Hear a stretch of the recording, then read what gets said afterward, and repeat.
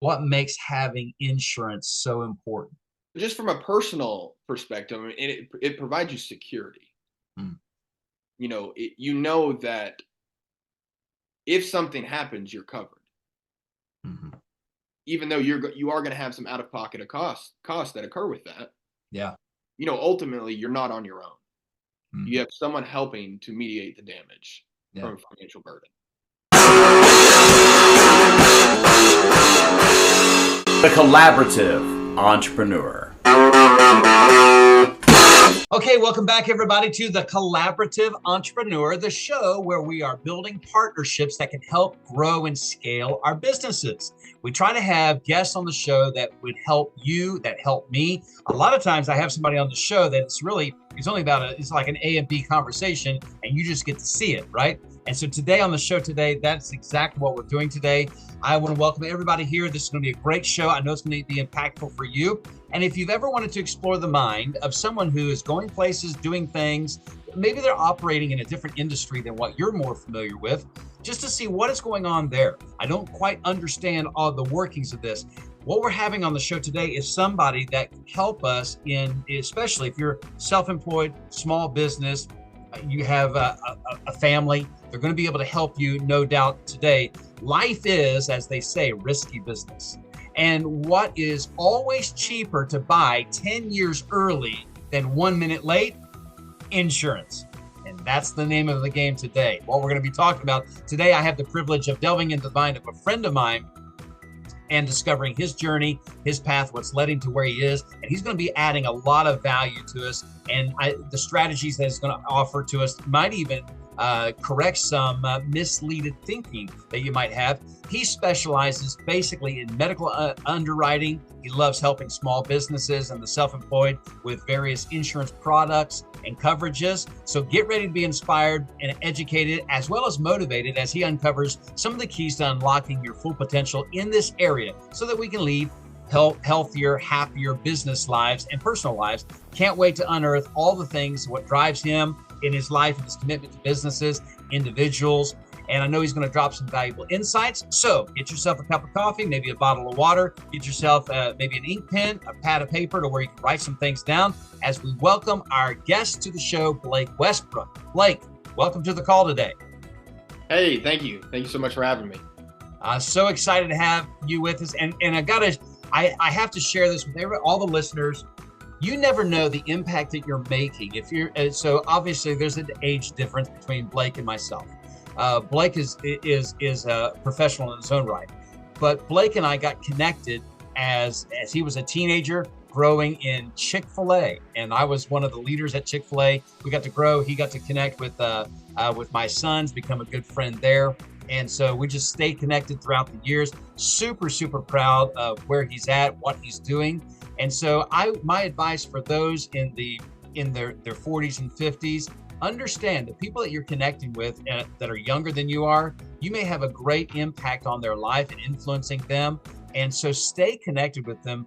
You may need them just as much as they need you in the future. So make sure you remember that. So Blake, tell us a little bit about who Blake Westbrook is and what it is that you do. All right. So, like you said, my name is Blake Westbrook. There is quite a bit of an age difference between us. I'm 23 years old. I grew up in Ardmore. I worked at Chick-fil-A, so Chick-fil-A really helped to instill me with certain core values that I've definitely carried with me throughout my adult life thus far. So I'm in health insurance is what I specialize in. And I joined health insurance because there's a lot of misguided information about health insurance. There's not a whole lot of information that you can go to find information online. I mean, especially if you're a small business owner or self-employed, you're pretty much just on your own. No one is there to walk you through it. So I really wanted to dive deeper into different options and things like that, and just really find a way that I could help maximize the way that I'm gonna benefit people, and whether that's from a benefit standpoint, whether it's from a cost saving standpoint. I have a lot of fun with what I do, and I help a lot of people. I love that. I love the you're right. So when you get people don't think, especially entrepreneurs, they just jump. They just, they're willing to take above normal risk, and they're just willing to jump out. And as I understand insurance is there to prevent you from the risk of loss in certain areas. And there's life insurance and medical insurance. What are the types of insurances that play a major role in the business that you're in? So I specialize in medically underwritten health insurance. Now, that's just the medical aspect. There are supplemental coverage that you can have, whether it's life insurance, whether it's just accident protection, maybe just a hospital benefit if you get hospitalized. There's a ton of different, aspects to health insurance.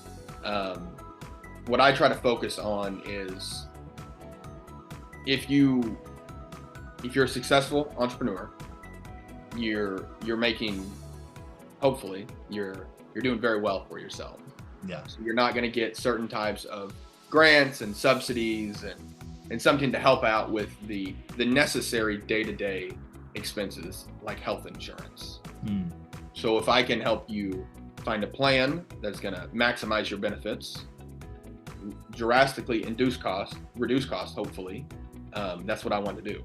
And it's different for every family, it's different for every individual, but that's what I do. Is I dive deeper into, we just have a conversation. I ask a little bit about you, what's going on medically, do we need to be on this plan, do we need to be on that plan? I just dive a little bit deeper into the mind. Yeah, I love that.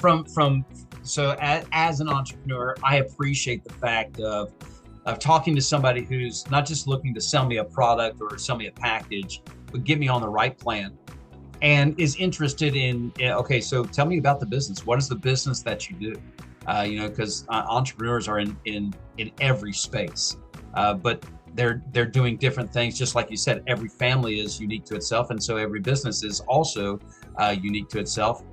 Is there a type of business that is less likely to be mindful of insurance? As far as what? And so just thinking I would think like those in construction, they're $3 high on a scaffold, they're carrying bricks and I've met some of these guys, and I've worked with some of these guys, and I've coached some of these guys, and they're not carrying insurance. And you would think like they were the ones that would want to carry the insurance, because the health risks are pretty drastic. And yet I find that like either the construction business owner doesn't provide, as employer coverage and stuff like that. And they're not even thinking about it because a belief. Maybe it's because they think it's too much, you can't afford it or whatever. What do you find from your side? So I would say different industries could warrant different levels of coverage. So say if you're in the construction industry, you're going to be more prone to accidents, whether, your nail gun, you shoot yourself in the foot, maybe you fall off a ladder, as opposed to if you're a knitter and you're knitting quilts all day, and that's your business, you're not going to have as much accident probability as someone who's in the industry. Yeah. So there's different coverages, I would say, that go with each industry depending on, what you do for work, how your day-to-day looks like. You may want something different as opposed to someone else who, may not be prone to the same incidents that you might be. Yeah. I just think it's always been fascinating to me. The knitter, like you mentioned, may be totally covered on insurance, and they don't, and what they do doesn't justify as much need, like you said, as the guy who's in construction, way more prone. He's prone to the elements, the snow. He's doing a roof. It just snowed the night before, and he's prone to slip and fall, and he's carrying around no insurance. Yeah. A guy that cuts off his thumb, in a circular saw. True story, just happened just 2 weeks ago. Told me about it, and the guy had no insurance. And so as a result, there's no sticking the thumb back on. It's just the thumb's gone. It's just those things that, like you said, that would warrant more insurance. They're not as open to it. How do you have a conversation with a person like that to help them to see the need?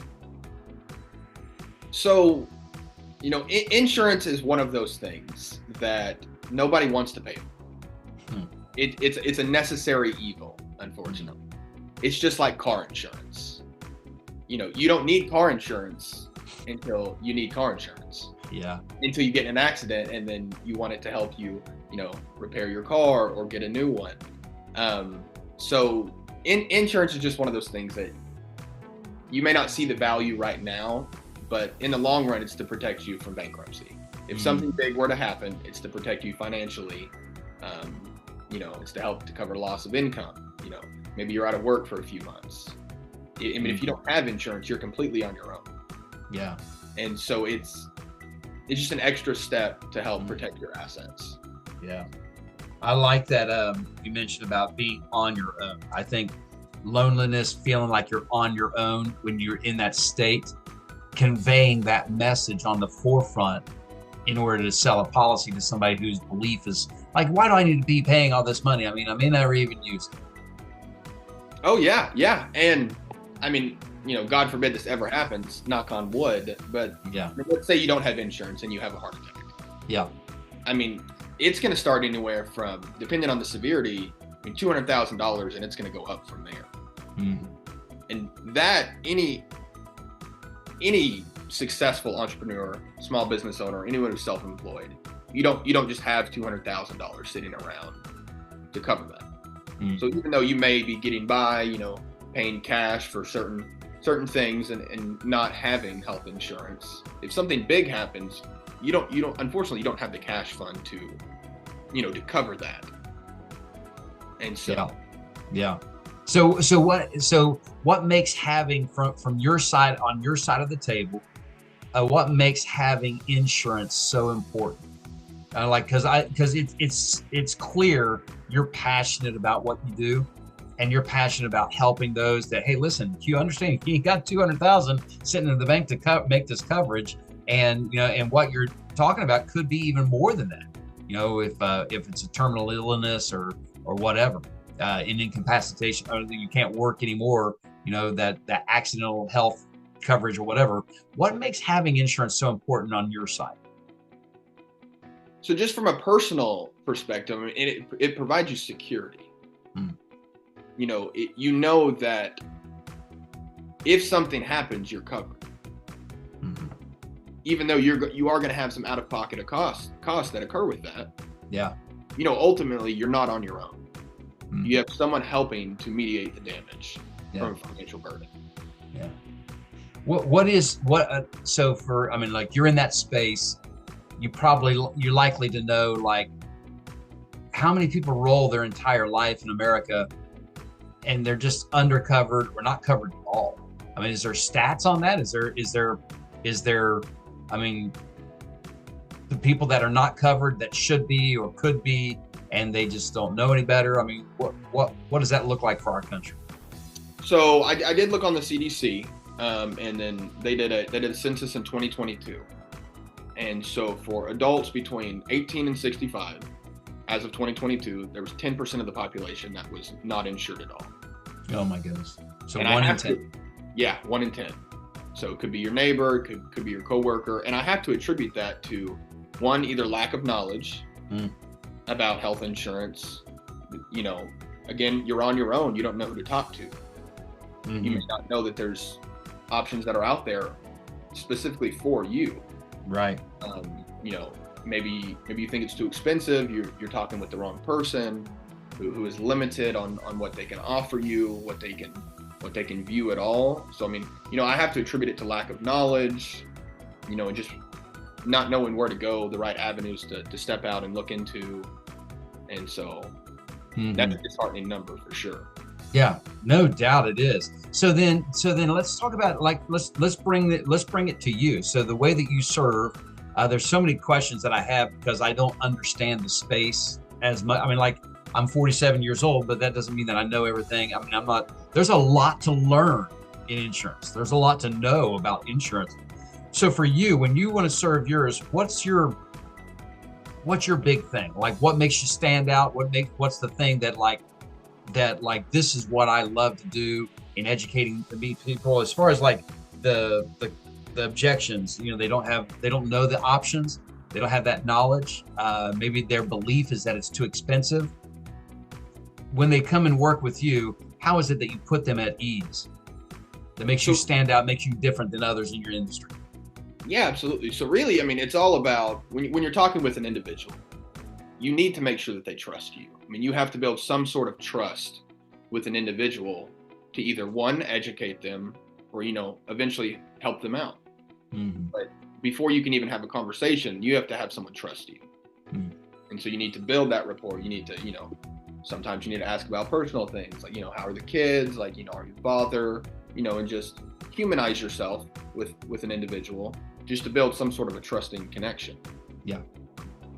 And there's a lot of health insurance agents out there. I think there is around 180,000 in the United States, wow, licensed agents. And that could be a variety of plans, products. There's only about 3,000 agents nationwide that can do what I do. To helping small businesses, people who are self-employed, the people who are really on their own that can actually do what I do and help you reduce your costs, help you maximize your benefits. Wow. Depending on, what you have going on. Wow. That's a huge number. What is that, 1 in 60? That's huge to think that like the space that you're occupying, there's only 3,000 nationwide that can do what you're doing for the small business, for the employer. That obviously that makes you stand out. And I think if I'm a small business owner, I don't want to invest my monies into something that I can't trust, that I don't trust, that I don't know enough. I don't want to know this. I just need to know that you know it, and that's good enough for me. So I love the fact that you use the word rapport. Rapport, I think, and by the way, everybody listening to this is so important. What Blake said about rapport and building trust. You cannot build a relationship if you haven't established rapport. And rapport is I know you. Now I can choose whether to like you. I mean, there's a lot of people I know, but I don't like, right? So I know you. Now I have a choice to like or not like. So I know you, and then I like you. And before you can ever trust, I got to like the person. I don't trust people that I don't like, right? Absolutely. There's just something about that guy, something about that girl. Makes you like, I don't like them, so I can't trust them. So I know you, I like you, I trust you. And I think you're right. A lot of, I think we were sharing, Blake and I were sharing just before our episode today about if you have LinkedIn or Facebook, and especially as business owners and entrepreneurs, you'll have that person to reach out to you to try to connect with you. Hey, I'd love to connect with you, Blake. I see all the good things that you're doing and everything. I'm so positive about everything that you're doing. And then as soon as you connect with them, they've got this automated response, like bang, it hits your inbox. And it's like, hey, I can get you 500 leads if you'll just, it's like, they didn't even warm up anything, no rapport. And yet now they're already trying to go to revenue. And I love to think about revenue is the result of relationship. And relationship is the result of rapport. So I know I went on a little bit of tangent there, but that's just one of the big things for my business and anybody's business. If you have no rapport, you'll never build relationship. If you never build relationships, you're never going to have revenue to the levels you could. Yeah, and just going along with rapport and building trust, you may find with talking with someone that they're not the right fit for what services you offer. What products you're offering. Maybe it's more of just a networking perspective.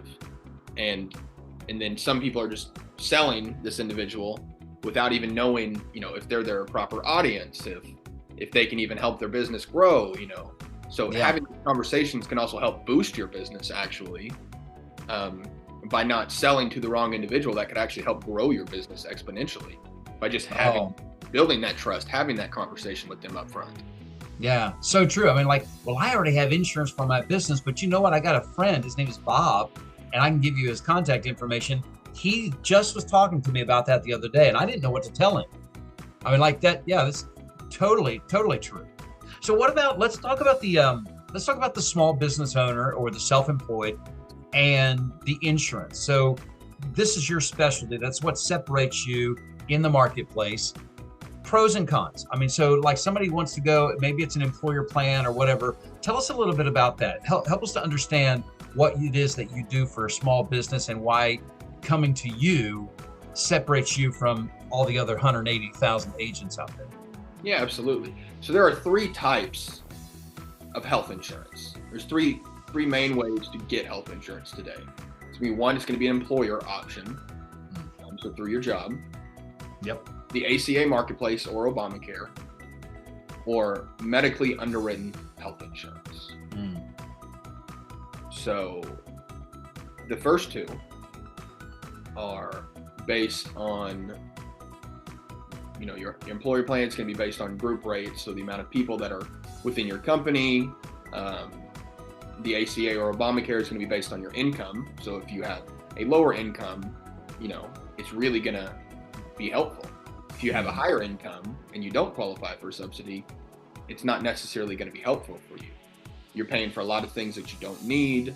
You're paying a higher price to help balance off certain people with certain medical conditions that they may need extra help for. Right.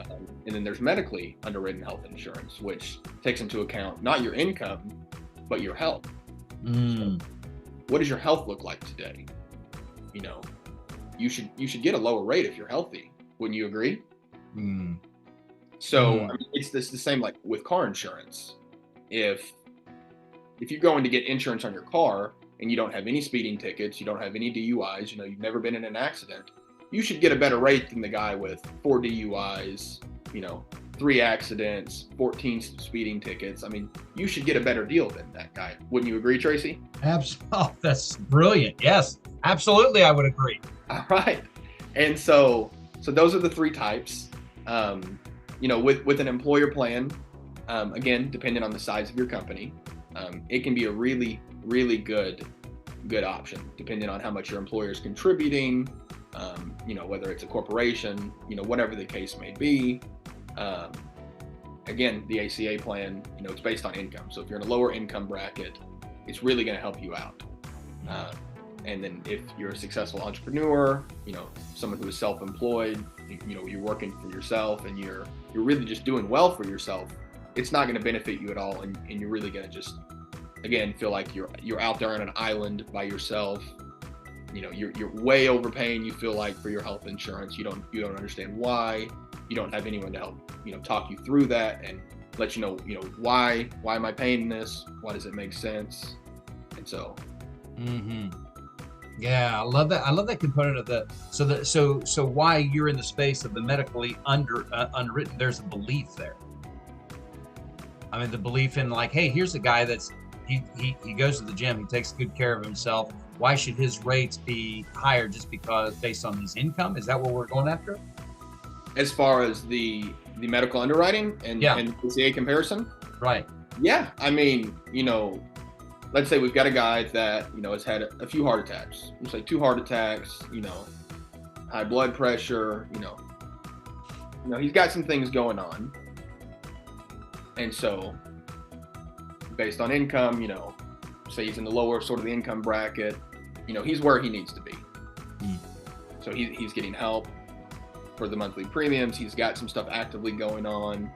But, a 30-year-old guy, 35-year-old guy, super healthy, goes to the gym, only goes to the doctor a few times a year, just, common cold, your annual checkups, and, the guy makes $200,000. Why should he pay $800 a month for something when he doesn't even use his insurance? Right. But once or twice a year. Right. And so based on the fact that super healthy guy, doesn't ever go to the doctor, why shouldn't he qualify for something that is, one, more affordable? A lot of times we can improve the benefits at a lower rate because of a risk pool assessment. Yeah, right. So, that's fascinating. I appreciate you sharing with all of our audience those 3 types. That really puts it in a better perspective, even for me. I mean, like, I think there's some things that but when you hear them laid out in an organized way, it makes a whole lot better sense. And now it helps me to understand like exactly why this is your specialty. What would be something, okay, so we are all victims of our own BS, right? I mean, like our belief system, right? And so we believe certain things that like, yeah, the only problem with that belief, Tracy, is just not true. So what are some myths about insurance that need to be debunked? that like people just believe this, and guys, this is not so, or at least it's not always so. So help us to understand what are some of those?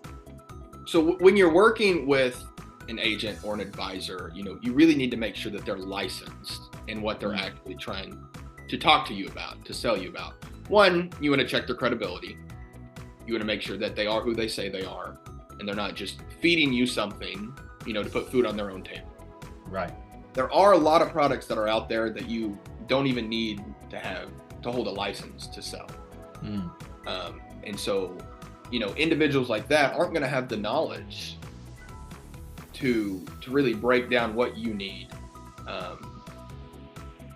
And so, just a common misconception that everyone who's talking to you about some sort of health coverage option is licensed. And that's just not always the case. So you need to make sure that you're talking to a reputable individual. Okay.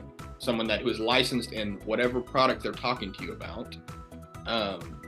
Again, we talked about, however many actual licensed agents there are in the US.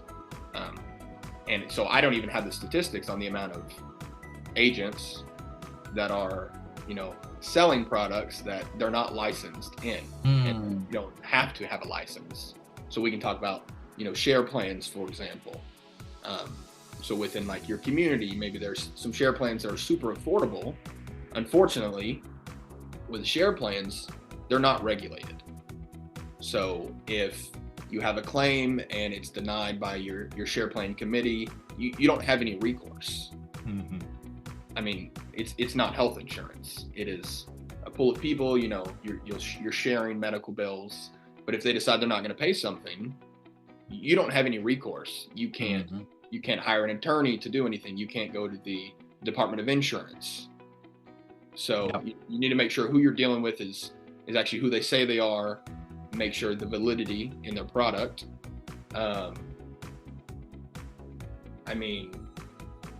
Will you restate your question? I feel like So I love what you're sharing with me about. Just you gave us some things about, like, I was asking, what are some of the things that we think are true, but we realize they're not? And what you shared with us already was that, sometimes you think that the person that's selling you insurance is actually licensed, and they may not be. It's just the myth of, just because they say they have insurance products, we wouldn't know, that the consumer doesn't know that not every product that they're selling you have to be licensed for. And then you even said like a shared plan. I've been involved in the shared plan before. I'm not anymore. But to your point about, as far as the recourse, understanding the product that you're paying for. So I was paying $555 a month for a premium, which was like 1/4 of the price it cost me for regular medical plan. And the idea was that, you take care of the first 400, we take care of everything else, because our big pool of people, right? And so, the premium's $555, and I send that to, Joe Smith and his wife, because they've got this with their kid or whatever, and it's helping them out.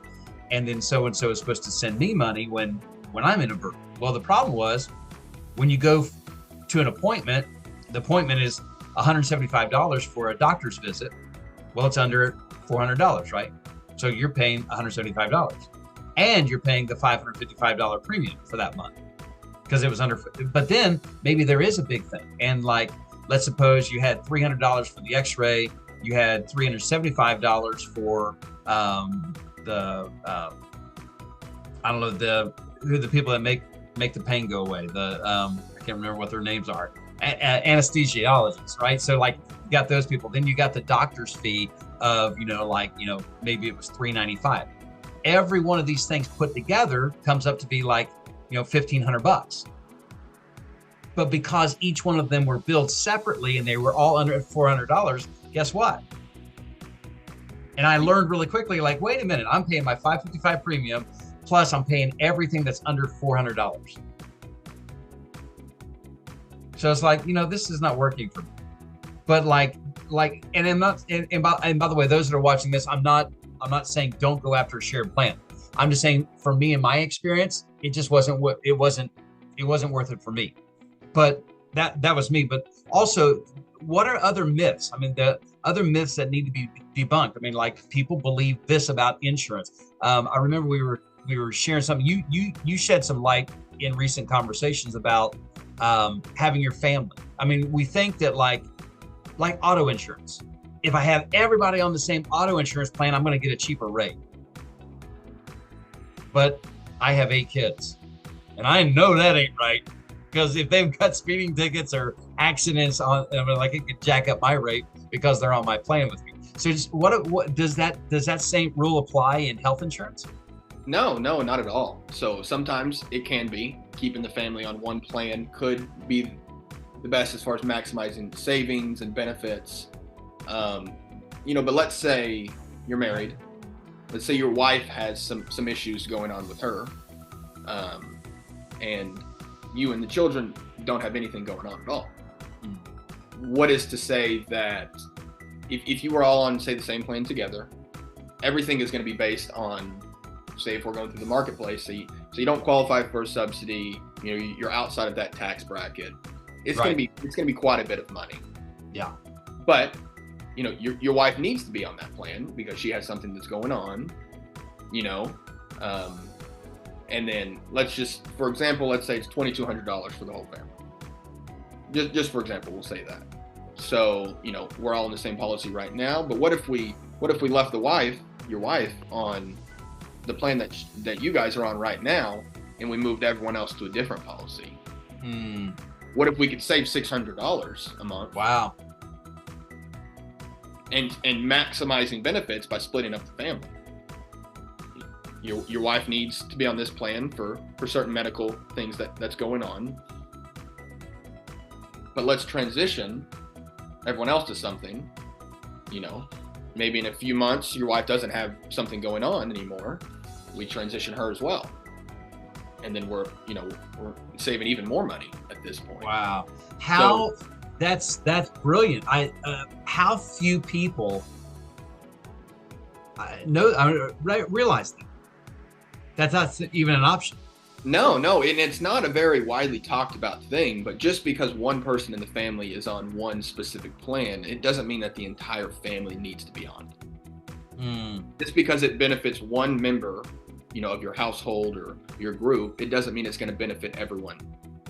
So that's definitely a very common misconception as far as being like, yeah, it certainly would be nice to have everyone on the same plan, to not have to think about, different plans and dive into those. But if we really want to talk about saving money as well as maximizing benefits, we need to look at all options. It's 2023, we're nearing 2024. So, sometimes we have to look at unconventional methods to help save money, to help boost, benefits. And so sometimes it can be unconventional things like splitting a family in half or things like that. That is brilliant.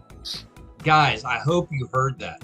If you didn't, rewind, go back, do the replay, come back to that one. He just dropped, that could save you hundreds. You said, if you had a $2,200 thing and then you took that one person and put them in a policy on their own, the savings could be like $600. That's worth you going back, at least having that conversation. And that's why we have a guy like Blake on the show today, because I want him to share some of these wins that he's seeing, that he's getting his clients, what he's given the small business owner to be unconventional, or we might even call this innovative. Thinking outside the box, creating your own box. Love that. Okay, so tell us this, like just in your industry, on the entrepreneur side, what's the challenges? What are the challenges for you in your industry today? Really, it's exposure. It's, connecting with individuals. Again, we'll go back to building that trust, and rapport. And when you work with entrepreneurs and you work with small business owners, people who are self-employed, again, they're doing everything on their own. So naturally, they're going to be skeptical around whoever that they talk to, because if something goes wrong, it's on them. So it's really just, getting to know somebody, building that trust with somebody. Again, we're going back, have those conversations before you try to sell something. And just build a relationship. Beautiful. Okay, so every entrepreneur is going to end up, every business owner is they're going to get overwhelmed at times. When a person gets stuck, is there something something you've learned over the course of your time in the industry, where you're at right now? Maybe as a child you learned this and you've just carried on through. What do you do when you get stuck or you have those feelings of being overwhelmed? Yeah, absolutely. And, I get those all the time, and everyone does, naturally, especially when you're on your own. It's overwhelming figuring everything out on yourself. So just remember to just bring it back to the basics. You don't have to overcomplicate everything, even though it may be complicated. Let's say your first week on the job when you started your business, bring it back to that first week, your mindset. You were excited, you were pumped up, you weren't stressed. So just always bring it back to the basics, and generally you can calm yourself down. You think something outside of the box that's going to solve your problem, or whatever situation that you're in. So always definitely just bring it back to the basics. That's great advice. Great advice. Thank you for sharing that with my audience, Blake. Appreciate that. Yeah. And it's so true. I just experienced that yesterday, and unconsciously, I did not know it was happening. But what was happening in a potential client yesterday, I had a conversation at the end. I said, "What did you find most useful about this?" And she said, "The way that you brought out in me how I used to feel about my business. And now I've gotten so busy and in all of the minutia of all these things that I have to get done, and I forgot the real reason why I wanted to do this in the first place." So that's great advice. You didn't start your own business to be stressed out all the time. Right. To learn, go high level. I didn't start my business so that I could learn programs. Yeah, you didn't want to run around your office or your house, pulling your hair out every day. You were excited, you were pumped up, ready to change the world in one way or another. Yeah. And so you definitely have to keep that mindset when you feel stressed out, or you're overwhelmed. You're like, well, why am I doing this? Mm-hmm. And then it's not as bad. Yeah. Great stuff. Love that. Okay, so what's the big life lesson, something you've learned that you love sharing with people? Like if you were given a stage, and of course a podcast is like a stage, but if you had this is the message that I love sharing with people, what is that message? Don't overcomplicate your life. You don't have to overanalyze everything. Sometimes it's just that leap of faith. You need to just do it. If you try to perfect everything in your mind before you do something, you're never going to move. Yeah. So you just need to just do it. Honestly, it's stressful stepping out on your own, starting your own business. And if you think about it too much, you're 3-4 years are going to go by, and you're still going to be like, well, when am I going to start that? Mm-hmm. Sometimes it just takes that leap of faith. You'll figure it out as you go. You just do it. I love that. So guys, the irony on this call is that we're talking to a licensed insurance advisor, and even the licensed insurance advisor in a place where we're trying to prevent loss. We're trying to somehow alleviate some of the risk. He's saying in life there's always risk. Life is risky business. You're going to have to jump. And of course, a great adage to that, great selling point for you, Blake, would be and make sure you have the right coverage. Yeah, absolutely. Love that. Okay, so let's do this. Somebody's listening to our time together today, and let's say they're 23 like you are, or maybe they're in between our ages or whatever. They just haven't launched. They haven't just done it. They've been overanalyzing. They've been overthinking it. What would they need to be focusing on right now to prepare them to take that next step? The next step, they've got a dream, but dreams and vision are different. Vision, you see clearly because your eyes are wide open. Dreams, you're asleep. You ain't seeing anything. You definitely making a plan. So what advice or recommendation would you give for somebody like that, they know in their heart, I need to just do this. Is there something that they could be doing to prepare themselves? It's all a mindset when you make a decision like that. What is really stopping you? Why have you not already done that? If you know that's what you're supposed to do, if you know this is where you're supposed to be, why are we talking about it? Mm-hmm. And again, it comes back with overthinking, and you're like, well, am I going to be able to make this work? Well, deep down that you are going to make it work because you have to. Mm-hmm. If you step out and make it happen, and you have that mindset that no matter what, I'm going to succeed, I'm going to make this happen. Why are we having a conversation? Why are we still thinking about it? Mm-hmm. Why aren't you already out there doing it?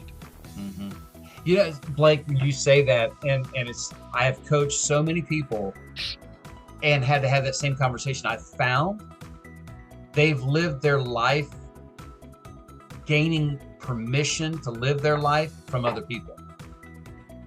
In other words, like John Maxwell has a statement. He talks about, like, if you fall into the plans of other people, plan your own life, live in your own plans, because when you fall into the plans of other people, you're going to find out really quick they didn't have much planned for you.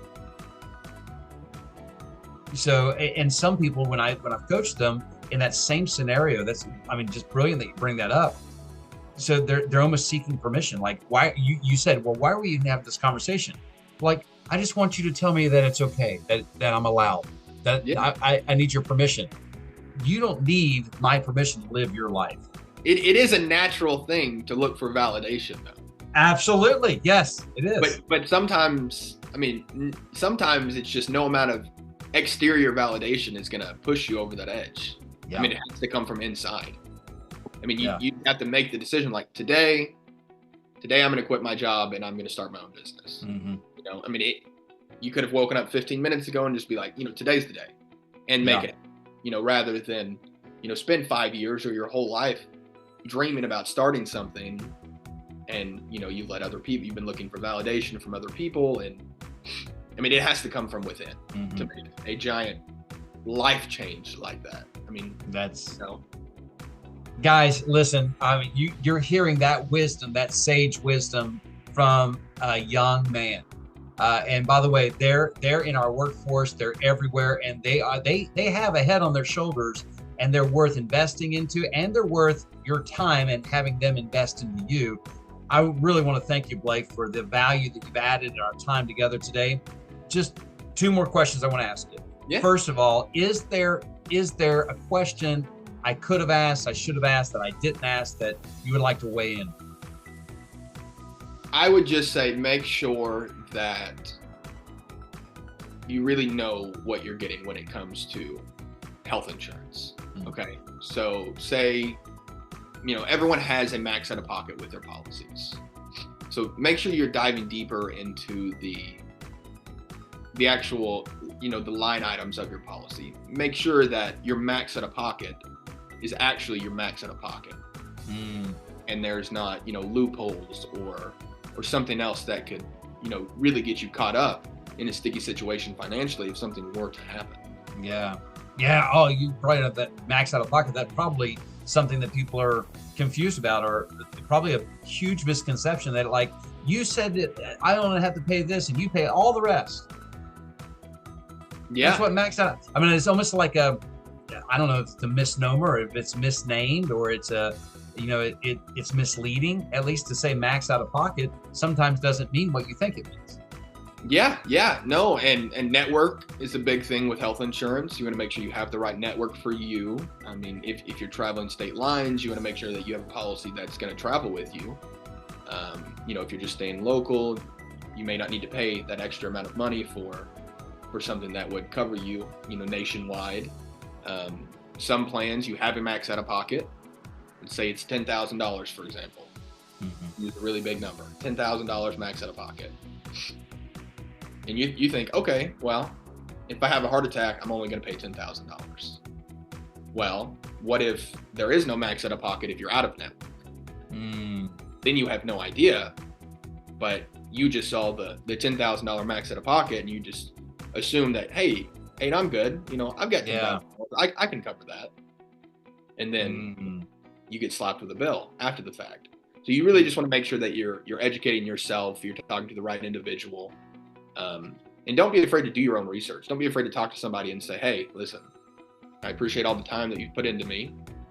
Send me everything, but I'm going to research it myself, and then let's reconvene on another day. So don't be afraid. Don't let a salesman or anyone in their respective industry push you around and be like, it's now or never.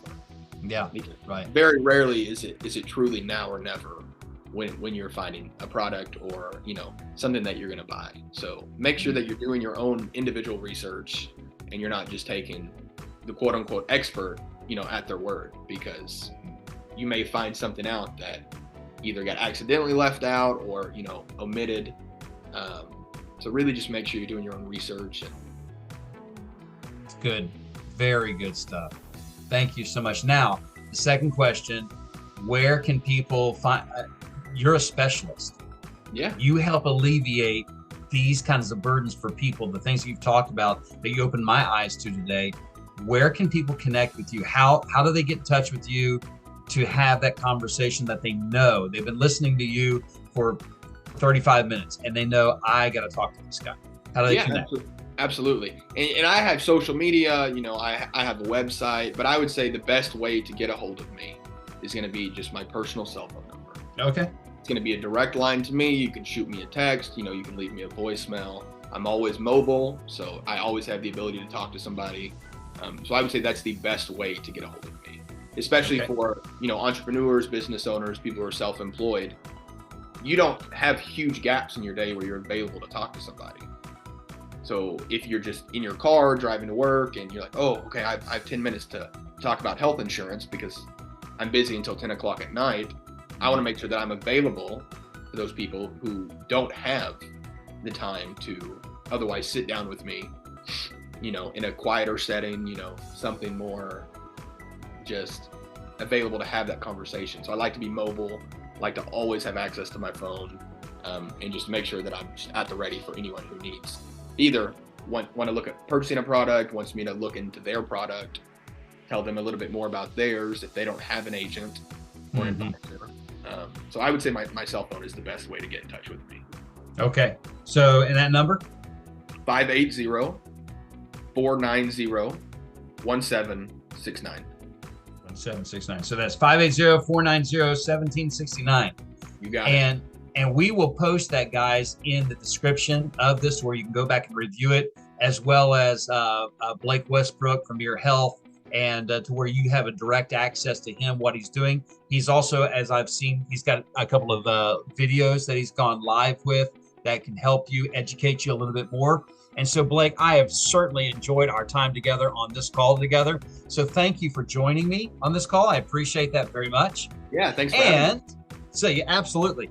Thank you that are viewing this call right now, no matter where it is, whether it's right now, today, or in the future. Thank you for following TMC Coaching, and you can learn more about me and what I do and how I can help you in your business by going online to tmccoaching.org. And if you'd like to have more information about what I do and how we can have just a clarity call, just to find out, you know, and explore, like Blake was talking about, how I might be able to serve you and maybe connect you with somebody who could serve you, Tracy at tmccoaching.org is where you can hit me up on email.